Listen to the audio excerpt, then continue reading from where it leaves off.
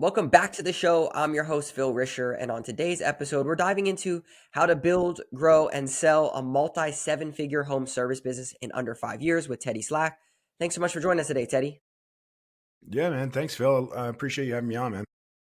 For sure. So Teddy has built 5 home service businesses to 7 figures in 12 months. He's the founder and CEO of Modern Contractor and the host of the Modern Contractor TV podcast, which is designed for ambitious home service business owners.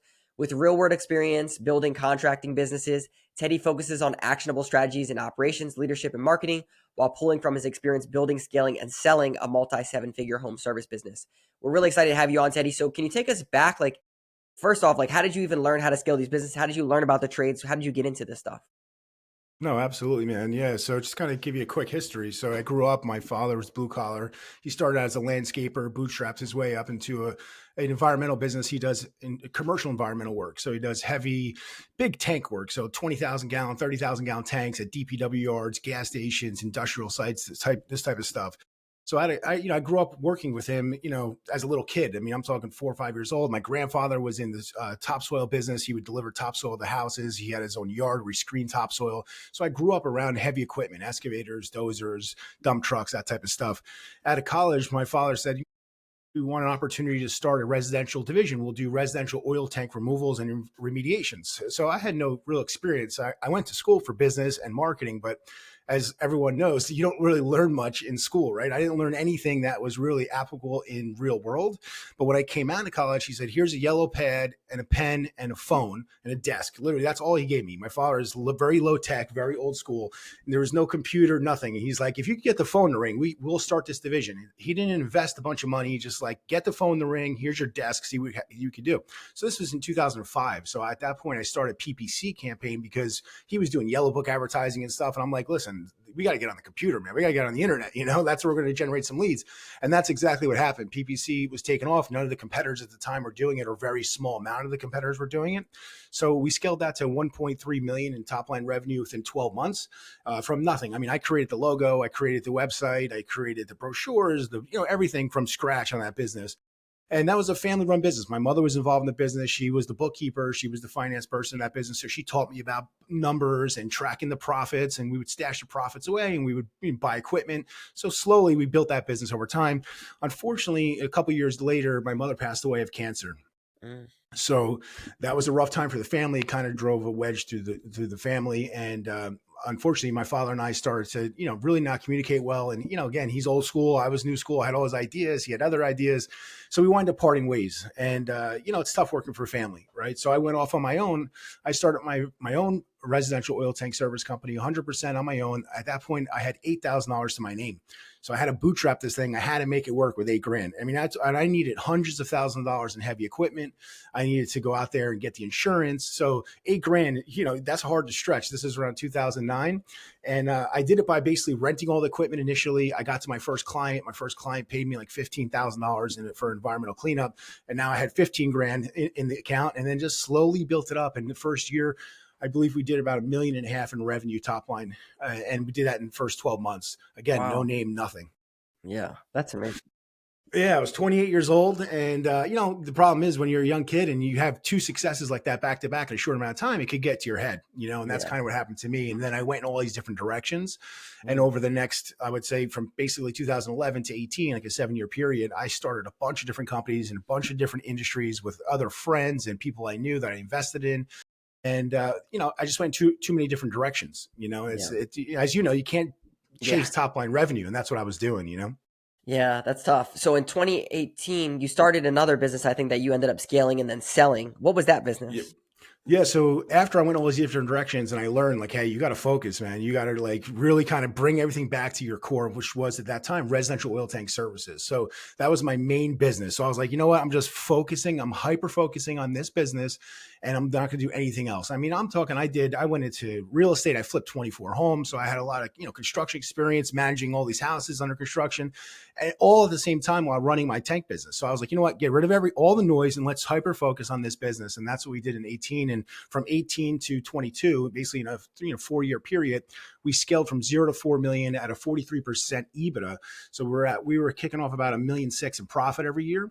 which was in home services pretty much unheard of at that level. But it was a very niche industry. So I changed a lot of the pricing around. I was doing flat rate pricing, and we came up with a lot of unique ways to generate high profits. And I wound up selling that business for a 5 times multiple in 2022. Yeah, that's the story that I really want to dive into because all those things that you just said, everyone wants that.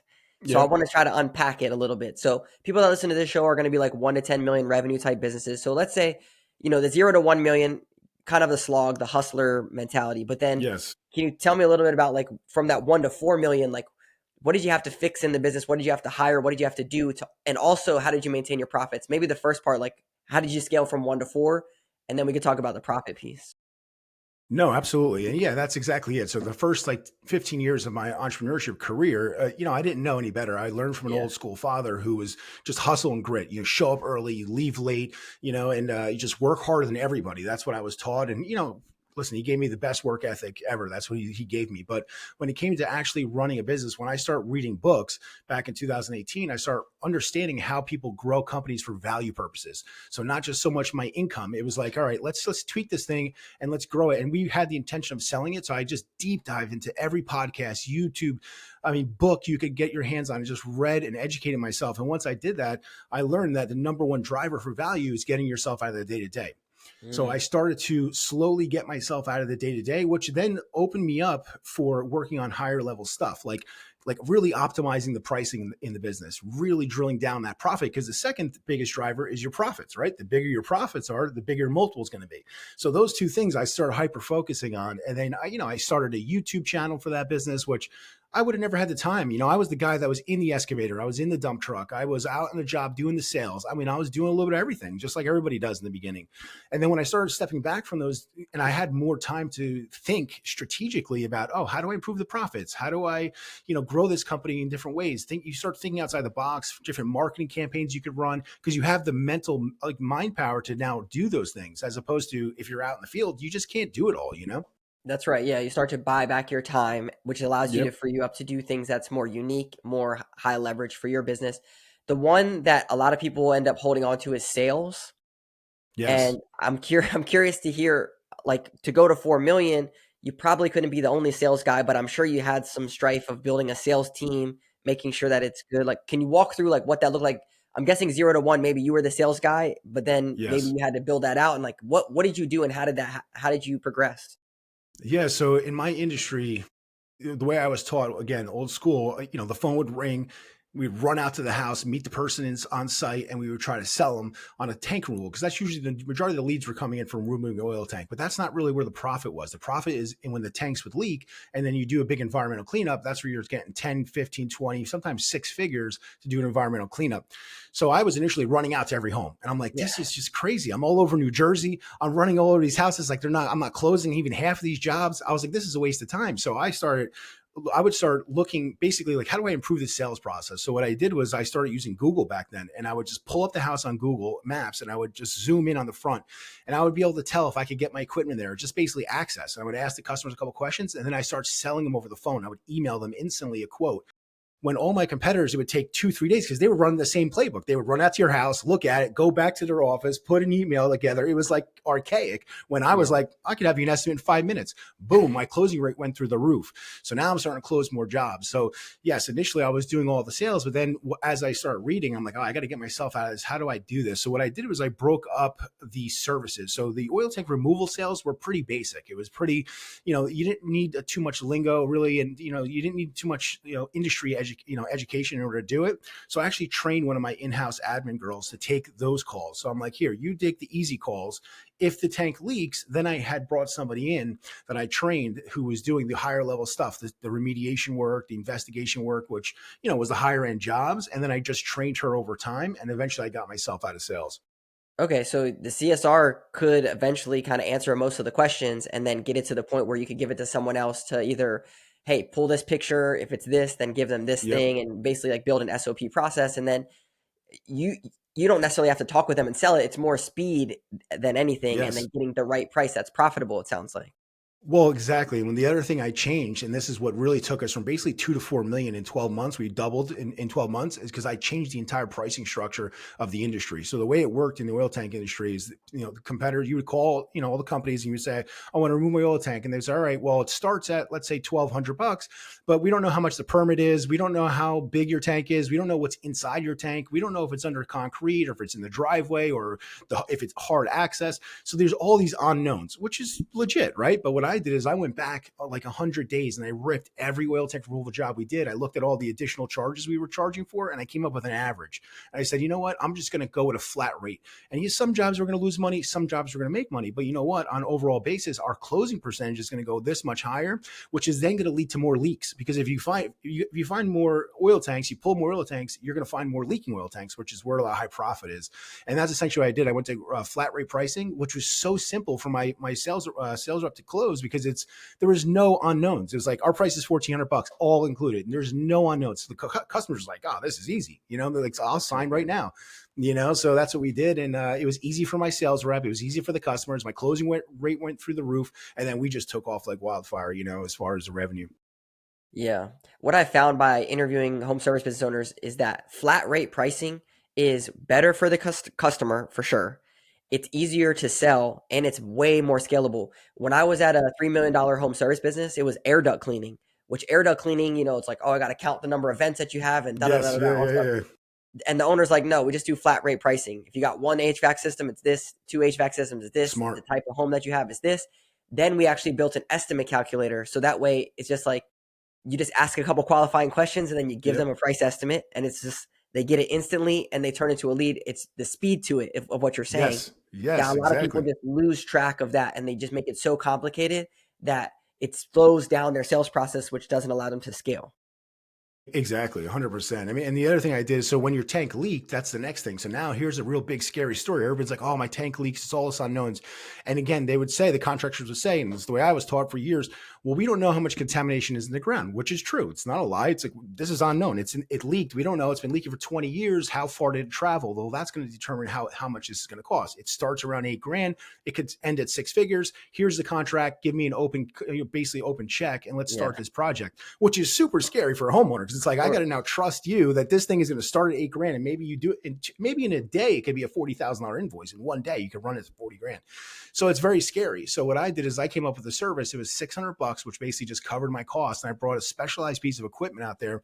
It's called the Geoprobe, and it was really only used in the commercial industry, which I had experience because of my father with this equipment, yes, but no one in residential was using it. So I'm like, well, I'm going to go buy one of those things. It's like 100 grand, and I'm like, I have a guy I could train to use it. And initially, I was doing it. I would go out and I would drill down and I would determine the extent of the contamination, how deep it is, how far it traveled, and I'd go back, like you were saying, with a calculator, plug in a couple of values, say, hey, it's this deep, it's this wide, and then it would spit out a price, and it was a flat rate remediation. Nobody in the industry was offering it. so So intense. literally everybody was like, we want to hire Simple Tank because, this is insane. Like, no one else is offering this, and they couldn't price shop us. So now my profit margins went through the roof, because the job that I would typically maybe get 10, 12 grand for, I was getting 16, $18,000 for, and the customer was happy because they knew what their price is going to be. You know what I Of mean? course. And that $600, you could just tell them like, hey, if you decide to work with us, we're going to credit it back to you Yes, that's anyways. exactly what I did. That's That's exactly what I did. Yep. And so a lot of like people listening to this, if you have these big ticket jobs like what Teddy's talking about, do that initial thing and just tell them it's actually going to be free. Like if we end up working together, I'll just credit it back to you and you'll get this Yep. report. Either way, it's valuable to you. And I'm not trying to make money out of this. I'm just trying to give you the best guess estimate at what we can so that you're not just a blank check, Well, which that's exactly it. And yeah, you make people trust you, and then now they know it. So my pitch would be like, listen, do you want to take all the risk and liability, or do you want to put the risk and liability on me? That's the choice, because we could go either way. And if you go open-ended, you might be able to save yourself a little bit of money. But if you want insurance, basically, which wasn't insurance, I couldn't sell it, but it's like basically a guaranteed price.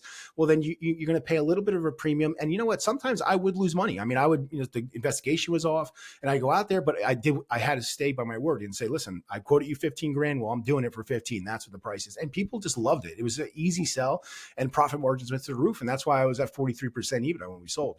yeah, so good. So how are you getting most of your leads coming in? Was it just like the basic like Google Business Profile, maybe running some ads and stuff, website, or was there anything else Yeah. unique to it? So Yeah, so initially, PPC was always big forever, but it got so crazy expensive. The main driver of my leads is Google Business Profile. When you typed in oil tank removal, which was our number one keyword, the highest search keyword, you typed oil tank removal. We were literally number one. If you look at one of those maps on where they see the green dots, we were green dots in the entire state of New Jersey within like 40 miles. Nobody can compete with us. Even to this day, we've just crushed our competition. And the reason why is because we were always optimizing it. We were constantly updating it. We're constantly sending new information, and our website was constantly being updated. So that's the other thing I tell a lot of my clients when I consult with them is like, listen, your website is not a brochure. It's not a one and done. You don't just build it out and forget about it, right? Like it's a living, breathing document, in my opinion, and you have to constantly be feeding it for SEO, for Google, for the algorithms to crawl your site. You want to give it fresh content almost daily, if definitely weekly. And what I did was I created a podcast for the business, which in oil tank removal, who the fuck's listening to oil tank removal podcast? But what I did was, it was crazy. This is like 2019. I recorded all my sales calls, and I was doing the sales initially. So they were all recorded on Ring Central, and then I would take them and I would get the permission from the clients, but then I would take out their name and their address because they would give me this information, but they were asking me a ton of questions because it was a sales call. So they were like, how much does it cost? How long does it take? What happens if it leaks? All these questions that everybody wanted answers to. And I basically put like a little intro from Fiverr on there. And then I posted it on my site, transcribed the content, pushed it onto the site for the algorithm. And it was nuts because every week I was putting out new content because I was doing 5, 6, 7 sales calls a day. So I had great content to just put out there. It's like Dude, nuts. so good. I remember when I was on your show and we are talking about it, you're like, dude, I was doing this back in Yes. 2019. Yes. Like, Yes. take your sales calls, take your transcripts, transcribe them, post them on Yes. social, post them on your website, use them and stuff. I think a lot of people, they don't record their sales calls, which is where the gold is. And if you don't record your sales calls, one, how can you train your sales team? But then two, you don't have all this content that is gold, and it's going to build Yes. so much credibility with prospective clients. Yeah, now forget about it with AI, man. You take those transcripts, you throw into AI, and you say, "Give me ideas of content off of these questions that the customers are asking." It's like a gold mine of content Exactly. ideas. You know what I mean? Like people say, "I don't know what to record." Well, here's a way to do it: you record your sales calls, throw it in AI, get all the questions you can come up with, and that's what your customers are asking. They want answers to those questions. They're going to your site to find answers. They don't want to call you and talk to you. They really Yeah. don't. They want to get the answers on their own. And think about it. Like, I don't want to call. If I could find the answer without speaking to a human, I'd much rather do that. Yeah, I agree. Okay, what about retargeting, like with your stuff? Was it a one and done job, or did you have like memberships or Yes. service agreements? Okay. Yeah. So it was one off basically. I mean, if you dealt with an oil tank in your home, you're really only using me one time. It's like, you're not, unless you're buying another house and an oil tank. So yeah, it's a one and done job. So here's the thing. $3,000 average ticket. We were at $1.6 million in profit, just churning it like crazy. So you got to think of the volume we were doing. And not only that, it was so intense to run this operation because all our guys need to be specially licensed. They need to have special license to pull an oil tank, or the company need to be licensed. We had to go to a specialized facility to dispose of contaminated soil. We had to have the proper licenses to get in there. I mean, it was so intense. We had to go to labs for analytical. We had to get permits and inspections in New Jersey. There's over 500 townships. Each one has their own rules and different application process. So at any given time, I had 100 projects that were active, that were going on, that I was managing, and they all had their own different process. So you can imagine how cumbersome it was to operate this. And that's one of the reasons why I wanted to get out. I was like, this thing is not super scalable. It's not. It's not like I can't take this to 50 million in revenue. Even if I took over all the competitors, which I did buy 3 competitors over the years, even if I bought them all out, I don't think I would be doing 50 million. It's just so complex as far as I needed heavy equipment. I needed tons of heavy equipment. I needed guys who knew how to operate that heavy equipment, high insurance, high maintenance. It was insane. Every other day it was another $5,000 for this broke, $7,000 for this transmission. It was insane to operate it. So that's one of the reasons why I want to exit that industry. Yeah. So I want to ask you a little bit about that process, but before I want to ask you about these competitors. So was this like liquidation sales, or how did you find these? Did you hunt them down? Did they were like, hey, I'm going out of business? Hey, like what was that like? Yeah, so I put together a list of all the competitors in my area, and I started reaching out to them. And some of them I kind of knew just from whatever, it was a small industry, so everybody kind of knows everybody. But, we would run into each other at different conferences and, so shake their hand. They have a booth. You have a booth, go introduce yourself. So like, I start to make friends with these guys, but then I put together a list and I start mailing them, basically saying like, hey, every once in a while, every couple of months, I'd send them a mail. Hey, if you're interested in partnering or if you're ever thinking about getting out of the business, let me know. Now, at this time, I had a YouTube channel, so I was all over it. I was making Yeah. splashes in the industry. So people knew what I was doing. So I'm like, listen, we're really trying to grow. If you're looking to get out, just let me know. And it wasn't instant, but over time, like I would get a call 6 months later after I sent that letter. You know what? I got your letter 6 months ago. Let's talk. And then I would go sit down with these guys.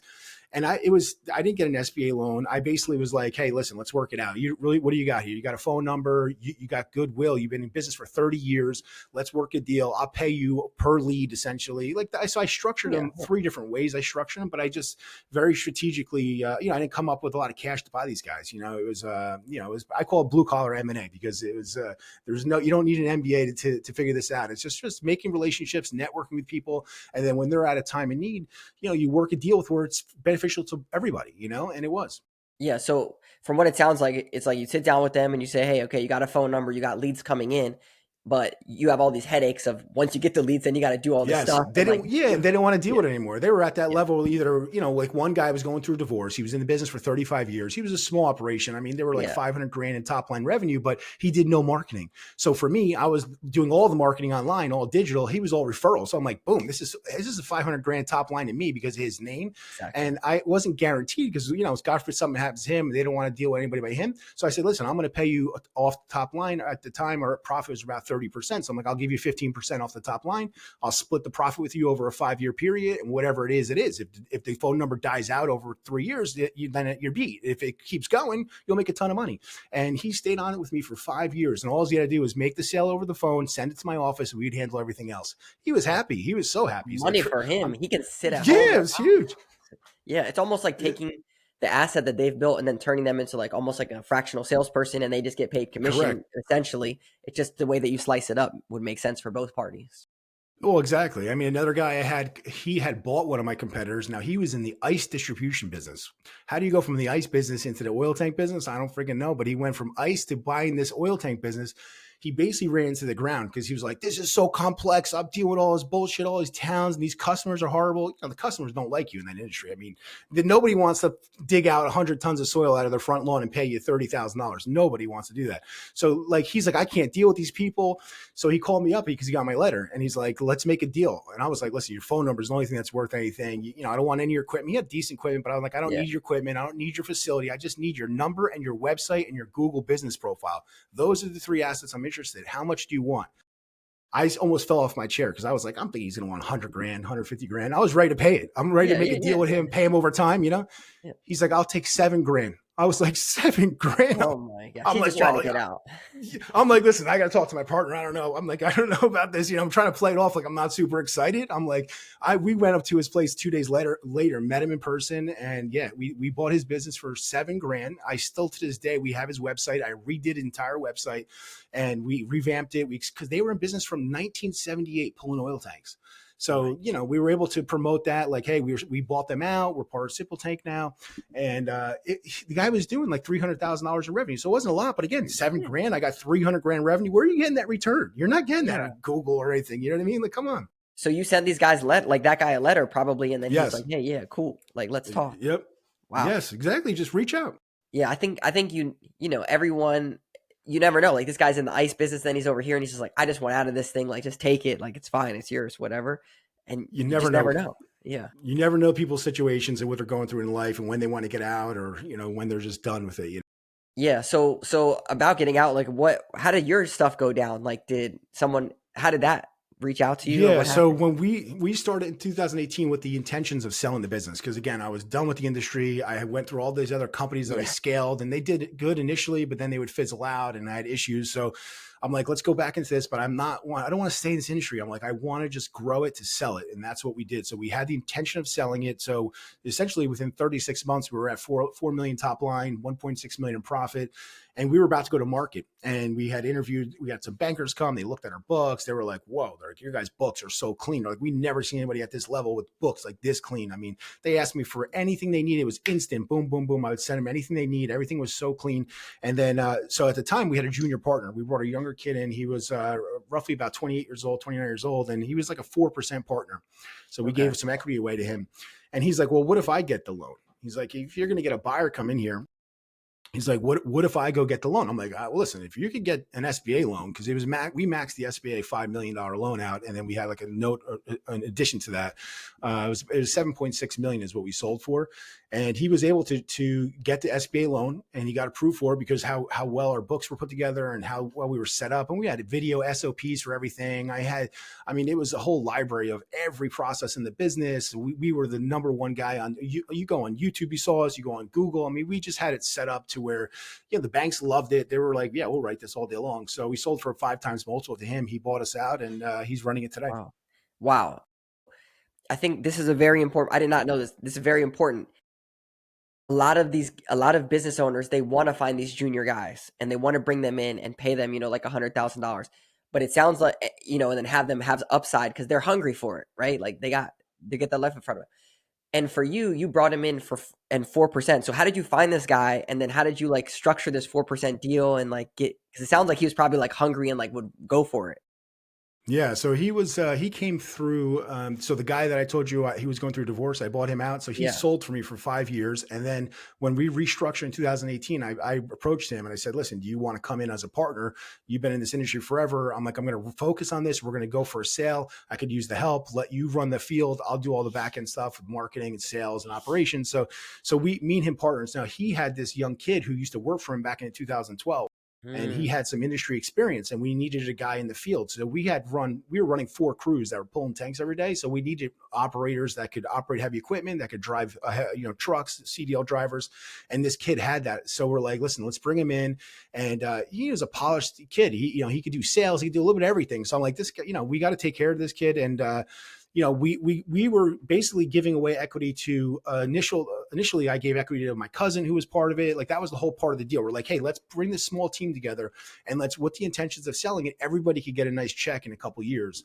And that's what we did. So he got 4%. My cousin got a couple percent, which unfortunately didn't wind up working out. We had to buy him out, but before the sale. But yeah, this kid made out very well. He was a 4% owner. He didn't, he got some distributions as we were building. Yeah. And then when we sold, he rolled that 4%. The SBA let him roll his 4% ownership into his down payment, which helped him, Yeah, it's great. So I think the lesson here is like a lot of businesses, they try to scale themselves and they don't have people that are bought in.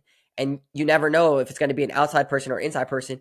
Very crazy story. I don't share this too much, but when I was at the $3 million business, the owner wanted me to buy the company. Okay.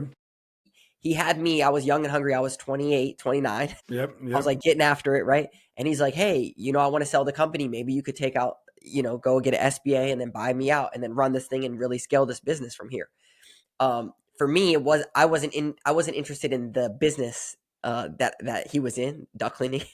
So I was like, I couldn't see this here. But I think there's a layer to getting some really good people that are young and hungry and then giving them the opportunity to potentially, because they already operate it and run it and they already know what's going to happen. So it's like, it's a win-win for everyone almost.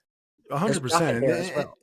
And they're bought in, and now they're like they're an owner, right? So Exactly. yeah, the only thing I would do differently this time because of the experience after going through it, I actually gave out real equity. I mean, there's this 4%. He was on the LLC docs. I mean, he was an owner of the business. Yeah, I would go phantom equity 100% after going through it because it complicates things for taxes and everything. Like, so I would definitely go phantom equity, which there's guys out there that can help you do that and setting it up, and you can have your attorney draw it up. It's a lot easier. And then if things don't work out, like with my cousin, unfortunately, I wouldn't have had to buy him out. I mean, I had to, nah, bro. I could have just been like, listen, it's not working out. You're supposed to meet these certain requirements. You're not. Sorry, you lose your phantom equity, and that's kind of, the benefit of having phantom versus real equity. Exactly. So phantom is like, let's say you're going to bring someone high level on or whatever, and then you say, hey, you have to hit these requirements, and if you're not an employee at the company or you don't hit these requirements, then you're not eligible for this, and then you're basically out. It still allows you to own ownership rights, but then if everyone participates correctly, then they can achieve it. Yes. Which hindsight's 2020. Even though it sounds like it was only a couple percentage here and there, but if anything, it just causes strife between everyone because it's like uncomfortable, especially family stuff. Exactly. Yeah. And people change, people, and I couldn't believe it because I thought like, oh, give a little bit of equity away and they'll change in the way of like, hey, I'm an owner. They'll have Yeah. pride of ownership now, but it went the other direction. He was like, I'm an owner. I don't have to fucking come here in the morning. I'm like, I got two guys sitting here waiting for you. You're running the crew. I'm paying these two guys 45 minutes every morning to sit and wait for you. You're the main guy. Like, what are you doing? You know what I mean? Like, this is not working, bro. Like, we got to go a different direction. And, and he was sad because he was with me for 10 years. He was my number one employee when I started my own business back in 2009. So, and that's the reason why I gave him the equity when we did this play. Cause I was Yeah. like, listen, I want you to be able to cash out in a couple of years. This is a 3-year plan essentially. And the unfortunate part is he left $1 million on the table. He got $1 million at the sale. Wow. Wow. Yep. Well, Yep. it is what it is. So now you sold the company. You obviously, you're coaching people, you're doing podcasting, but then you just started a roofing contracting business. From what you told me pre-show, can you tell me a little bit about like the goals for that? Are you building it to sell it? Do you have other things that you're doing? Yeah. So essentially, I started doing some consulting after I sold the business just to keep busy. I mean, I got into day trading. I was doing that for a little bit, which is a crazy, crazy business to be in. I wouldn't even call it a business. I mean, I did that for a little bit of time, but then I got into the consulting, start building out my personal brand, over the last couple of months here. And as I was consulting with different home service companies, I came across the roofing space. Now, I didn't know anything about roofing, right? So when I started consulting about it, helping with marketing and finance and things of this nature and operations. And I found out the business model. I'm like, so wait a minute, especially in New Jersey, you don't need permits. You don't need an inspection. I'm like, this is marketing, sales, and fulfillment. And oh, by the way, the fulfillment is subcontractors. And that's how 90% of the industry does it. I'm like, this is too good to be true. I'm like, I don't need specialized like employees. I don't need guys that have special licenses. I only need a home improvement. This is not real. You know what I mean? That's kind of the take that I had on it. And a very good friend of mine that I grew up with is in solar. He does very well here in South Jersey, and he started buying roofing companies in South Jersey. And I've been, consulting with him on that. And that's all. I was like, you know what? I got to get in this space, man. I have the itch to get back into it, and the plan is, yeah, get into it, do the same kind of playbook. You know what I mean? Go in there. I'm going to hopefully buy some competitors out, some of the smaller guys, to do a little mini roll up and see where I'm at in 3 to 5 years. Yeah. Yeah. I think it's good. I know we're talking pre-show, a lot of cool ideas and sounds like really good opportunity in New Jersey to come in and, disrupt the market a little bit from like old school stuff and bring in some of the new school stuff that you've been doing, which I think is really exciting. Cool, man. Well, this has been great. So I guess you're coaching businesses. What kind of businesses are you coaching? What kind of So people? it's mainly home services. I say mainly because there are a couple of companies that I consult with that are in commercial, industrial work. They do public bid work, this type of stuff. But it's mainly home services. I mean, that's kind of where my expertise is with marketing and finance. I'm pretty good with operations, sales. I mean, I have sales experience. Like even with the roofing business, like initially I'll get in there. I'm going to do the sales for the first, let's say, 12 months until I get my lead flow up, and then once I get lead flow up, I'll start recruiting. Same playbook I did with my last tank business. I was out of the day to day within the first 12 months. Nothing relied on me. You know what I mean? So I'm going to try to go for that same playbook here, get myself out of that day to day and just scale and manage and recruit and train. And and bring video content to the industry, which, in my space, in my little market, there's nobody doing video content. There are some guys that are doing it in the industry that are doing really great content, but they're in different parts of the country. You know what I mean? So I want to bring that same playbook because I saw firsthand how it, affected my close rate, and people got to like, know, and trust me. It was very simple to sell those jobs because they already like consumed all my content. So, I got some ideas like that to bring to the industry. I'm excited about. Yeah. Awesome, man. Well, this has been great. So where should people go to get in contact with you, learn more about your business, what you got going on? Yeah, so LinkedIn, you go Teddy Slack on LinkedIn, or go to YouTube, Teddy Slack, Modern Contractor TV. I have a podcast that I interview certain vendors and business owners that are in the home service space to help bring value to anybody who's in that space or who's looking to get into it. And I'm actually starting to document this process of scaling this roofing company from zero to hopefully 5 million in EBITDA in the first 3 to 5 years. That's kind of my big hairy goal, I guess you could call it. So I'm documenting it weekly, and I'm basically just doing talking heads right now until I get my videographer. I'll have a full-time videographer who will follow me around, and I'm going to put it all out there, like what marketing campaigns I'm doing, why I chose this location, why I did, brought this person on first. Like I'm basically just giving out all the sauce. So if somebody is interested in bootstrapping a business, they can learn how to do it by watching my content as well. Yeah, I love it. I love it. I know you're telling me about last time we talked, and I'm like, dude, like you're a man of the people. I love it. It's like Absolutely, man. Yeah, you're because doing I it. was one of those guys too, like, Yeah, you're always looking for resources to learn from. And, exactly. initially I didn't do that. Initially, I just was hustle and grit, head down. Like I knew my thing. I could remove an oil tank from anyone's home, but I was really good at that, but I didn't know business. And I wish I started to consume this type of stuff early on. And I would have gotten so much further in life if I did that from day one. So I want to give that to people that are, looking for that, who should you follow? Who can you learn from? And, I don't know everything. I'm not some business genius, but I been through a lot, have tons of experience, and I think I could bring a lot of value to people that are especially just starting out. Yeah, for sure. Well, brother, it's been good getting to know you, man. I appreciate you having me on your show, and I appreciate you coming on our show. And I look forward to continue the conversation. Maybe in like 12 months, we have you back on and talk about the progress that you made and share a little bit Yeah, about your absolutely. business. I think it'll be cool. Cool, Absolutely, man. Phil. Thanks for having me on, man. Appreciate it. Yeah, you got it. See ya.